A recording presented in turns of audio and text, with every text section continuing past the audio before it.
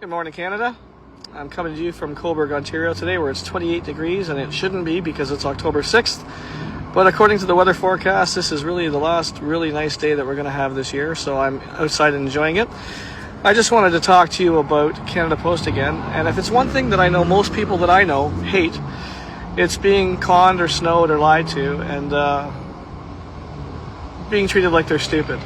So let me tell you a little bit about Canada Post, which you don't know. Since 1981, Canada Post has been a Crown corporation, and Canadians, taxpayers, have not paid postal worker salaries since it became a Crown corporation. The salaries that postal workers are paid come completely from the income that Canada Post generates doing what they do. Pensions. Taxpayers are not on the hook for postal workers' pensions. They are fully funded right now, and the average postal worker like myself, who's worked 35 years, has paid more than $300,000 into their pension. They haven't just been given a gold-plated pension, they have purchased it.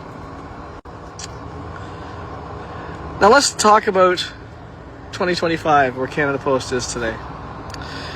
From 1995 until 2018, with a couple of caveats, I will mention them in a second, Canada Post has been a profitable corporation, making dividends for Canadians, supporting good middle-class jobs, and delivering to areas of the country where private companies will not go because it is not profitable.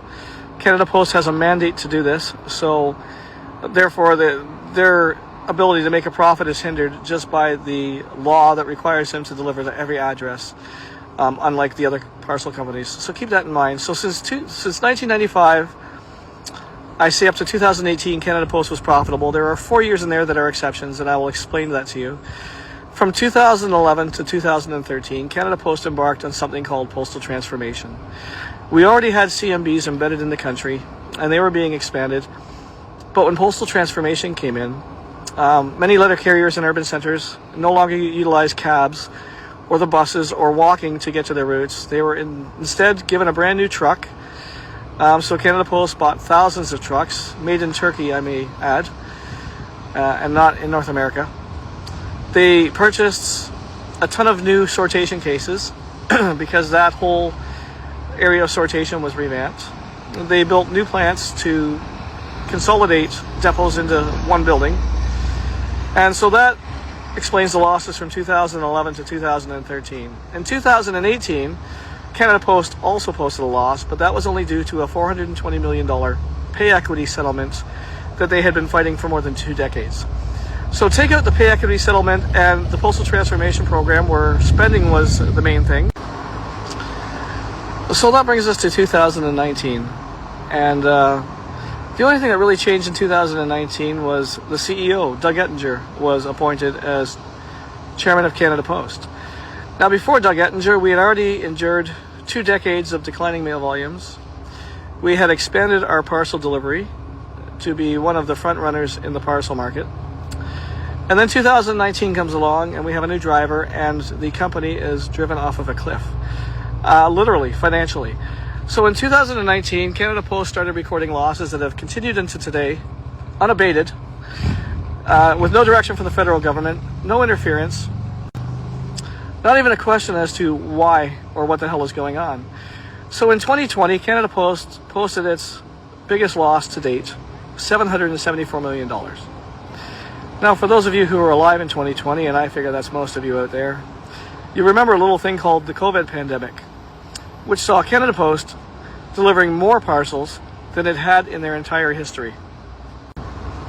So this begs the question, how does a CEO take a record year and turn it into the worst loss? You know, it begs the question. The other question I would have is, why is he still here? But here's the rub. Canada Post is a profitable company, and it was up until 2019. What has changed? Nothing but the leadership.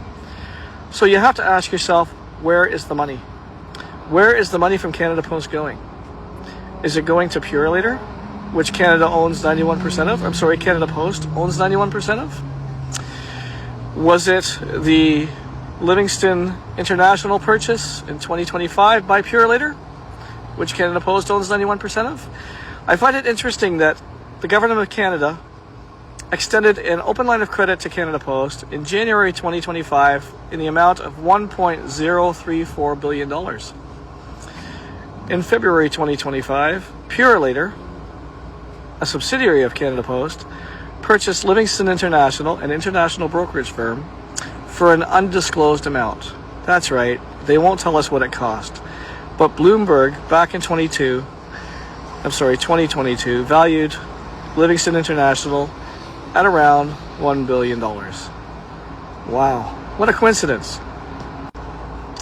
Over the past several decades, many governments have done a lot of things, taken a lot of measures to try to weaken Canada Post, to try to weaken one of the strongest unions in this country that it has to constantly answer to.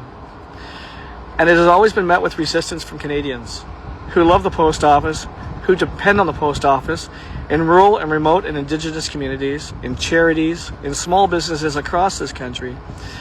And now we find these draconian cutbacks that can only suggest one thing, and that's the government is leading at privatization. This has been done in England. It's been a horrible mess. Actually, one of our former CEOs was taken on by the Royal Post, and she destroyed a company that had been there since the 1500s, 1512, I believe. In a matter of time, she dismantled it and sold it off to the rich because the rich simply don't have enough yet. So one has to ask, why all of a sudden, even through challenging times when Canada Post was profitable, did it become not profitable? The thinking among most of us is that the federal government is preparing Canadians for the sale of Canada Post. Since Canadians love Canada Post and have always fought for it, what is the only way to do this? It's to make it look like it's losing $10 million a day. Does that figure sound familiar? I mean, what Canadian would want to keep a service that's costing them $10 million a day? I wouldn't. But the truth is, these figures are not accurate. The losses are being overblown and they're being inflated by much of our work going through a different company, which I've already mentioned. And you, my friend, as a Canadian, are being hosed, you are being lied to, and you are being prepared to agree to the sale of one of your oldest, cherished institutions. I really hope that you're listening and that you're listening closely, because you are being laughed at by the federal government, and they are lying to you. Thank you.